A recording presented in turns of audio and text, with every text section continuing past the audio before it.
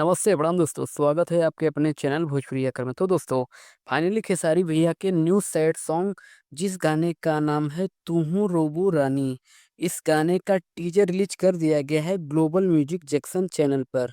तो दोस्तों, अगर आप लोगों ने अभी तक इस गाने का टीजर नहीं देखे हैं तो जाके ग्लोबल म्यूजिक जंक्शन चैनल पर इस गाने का टीजर रिलीज कर दिया गया, आप लोग वहाँ से देख सकते हैं। तो चलिए दोस्तों, जानते हैं कि इस गाने का फुल वीडियो सॉन्ग कब रिलीज किया जाएगा। तो दोस्तों, वीडियो को पूरा जरूर देखें। और जो भी भाई हमारे चैनल को सब्सक्राइब नहीं किए, तो भाई आप लोगों से रिक्वेस्ट है चैनल को सब्सक्राइब करना ना भूले। तो चलिए दोस्तों, वीडियो को शुरू करते हैं। दोस्तों, बात करें खेसारी भैया के इस नए सैड सॉन्ग का जिस गाने का नाम है तू हूँ रोबो रानी।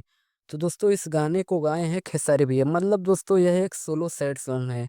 और इस गाने को लिखे हैं किशन कांत जी, और इस गाने में म्यूजिक दिए हैं आर्या शर्मा। तो दोस्तों, यह गाना बहुत ही जबरदस्त होने वाला है। तो चलिए दोस्तों, अब जानते हैं कि इस गाने का फुल वीडियो सॉन्ग कब रिलीज किया जाएगा।